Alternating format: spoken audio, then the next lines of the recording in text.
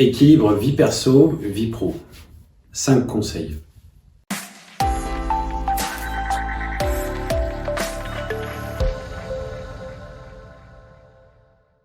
L'équilibre vie pro, vie perso nous ramène à notre besoin de bien vivre notre quotidien.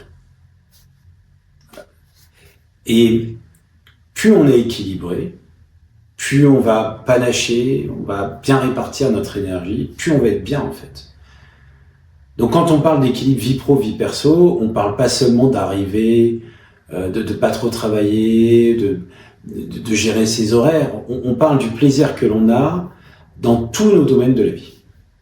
Donc aujourd'hui, je vais vous parler de la vie pro et de la vie perso et comment est-ce qu'on peut arriver à bien équilibrer notre quotidien entre des loisirs, la famille, les amis et le travail. Premier conseil, c'est identifier quelles sont vos sources de plaisir dans tous les domaines.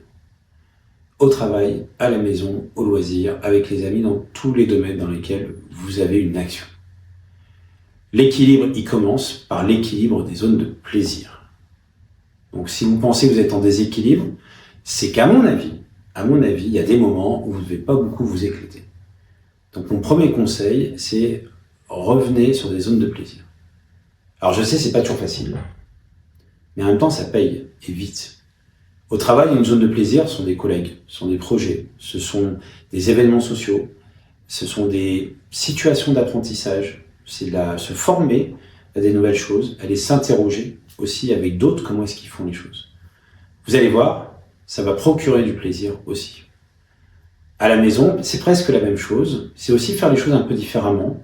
C'est retrouver du plaisir à converser, à jouer à des jeux vidéo, évidemment, regarder des vidéos, retrouver des anciennes vidéos, des trucs sympas qu'on a fait avant, apprendre quelque chose, un instrument, découvrir un nouveau bouquin, bref, retrouver une émotion de plaisir. Et plus vous allez trouver cette émotion-là, et plus en fait, vous allez voir que va se dégager un équilibre entre la vie pro et la vie perso.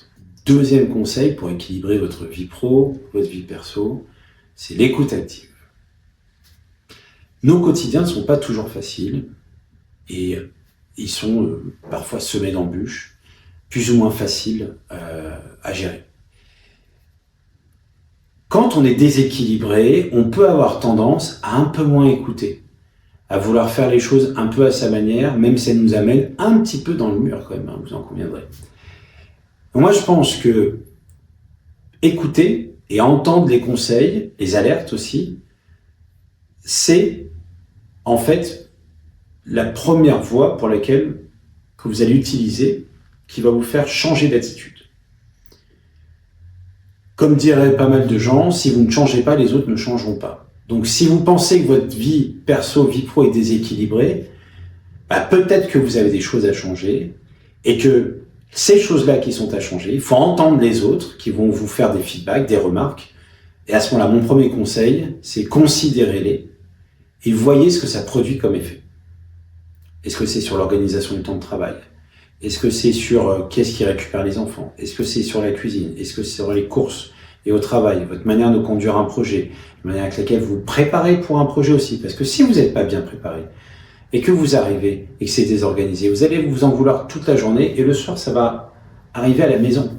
Donc l'idée de l'équilibre vie pro, vie perso, c'est que votre problème, il soit géré avant d'arriver à la maison. Et pour gérer ce problème-là, il n'y a pas 36 000 solutions. Écoutez les conseils et mettez-les en œuvre. Et c'est pareil à la maison, c'est pareil dans les loisirs. Il n'y a rien de plus insupportable pour soi que de se sentir déséquilibré. Écoutez les conseils, vous avez souvent des gens plutôt bienveillants autour de vous qui vont vous donner 2-3 conseils parce qu'ils vont vous faire un regard, un effet miroir qui est super enrichissant pour vous équilibrer. Et là, vous allez pouvoir actionner rééquilibrage du temps de travail, arriver plus tôt, plus tard, des choses comme ça. Et prenez les conseils et vous allez avoir une cascade d'événements hyper simples que vous allez pouvoir mettre en œuvre. Nous sommes des êtres humains et nous cherchons à satisfaire un certain nombre de besoins, d'être compétents, de bien s'entendre avec les gens et de pouvoir être autonome dans plein de domaines de notre vie, que ce soit au travail, à la maison, avec les amis, dans les loisirs. C'est comme ça. Et on arrive bon an, mal an à le faire. On appelle ça un équilibre. l'équilibre vie pro, vie perso. À partir du moment où il y a une rupture de cet équilibre-là, à partir du moment où dans un domaine ou un autre, on n'arrive plus à trouver ces zones de satisfaction, ou au contraire, un domaine va empiéter largement sur un autre, à ce moment-là, on va rompre cet équilibre. Et rompre cet équilibre, c'est mal vivre notre quotidien, c'est désorganiser aussi celui des autres, c'est générer des frustrations, et ça peut aller jusqu'à s'épuiser, se fatiguer, ne plus vivre suffisamment d'émotions positives. Or, les émotions positives, c'est ça qui nous fait durablement avancer, qui nous fait durablement produire quelque chose avec plaisir, de la qualité, c'est ça qui amène les gens vers soi aussi. Et donc, garder cet équilibre, c'est aussi témoigner d'un équilibre psychique et émotionnel hyper important pour engager sa communauté professionnelle et personnelle avec soi dans des valeurs communes et dans des objectifs communs. Comment équilibrer sa vie pro, sa vie perso quand on a des enfants? Alors, évidemment, ce conseil ne s'applique pas à ceux qui n'ont pas d'enfants, mais vous travaillez aussi beaucoup avec des gens qui ont des enfants. Et moi, j'ai 4 enfants à la maison, et quand j'avais pas d'enfants, je m'organisais très différemment que par rapport à maintenant, puisque maintenant, je dois évidemment... j'ai une vie de famille qui est très différente. Et donc, ce conseil, je trouve qu'il est intéressant d'entendre pour ceux qui n'ont pas d'enfants, parce que des fois, on n'a pas conscience de ce que c'est que la vie de famille quand on a les enfants. L'équilibre vie pro, vie perso, quand on a les enfants, c'est effectivement, c'est l'équilibre de la gestion des enfants. Voilà. C'est comme ça, les enfants nous prennent du temps au début, notamment quand ils sont en bas âge, et donc il faut arriver à s'équilibrer avec son conjoint, sa conjointe, et à bien répartir cette charge mentale liée à s'occuper de l'enfant. Alors c'est encore plus difficile quand on est parent isolé, quand on est en garde alternée, je le sais, mais pour autant, c'est important d'arriver au bureau avec des fois, ou un jour sur deux, une semaine sur deux, cette sérénité qui est que je ne suis pas obligé d'aller courir pour récupérer mon enfant à la crèche ou à l'école. Et ça change beaucoup dans votre équilibre. Parce que quand vous arrivez à profiter de cette sérénité-là, les autres avec qui vous interagissez en profitent. Et comme ils en profitent, vous profitez ensemble de créer de la valeur, d'avancer dans vos projets et de ne pas être cantonné ou catalogué à celle ou celui qui s'organise matin, midi et soir autour de ses enfants. Donc mon conseil quand on a des enfants, c'est que nos enfants ne nous demandent pas que notre vie tourne autour d'eux, même si c'est pas évident, et qu'on a besoin d'avoir des temps de respiration au boulot et après le boulot.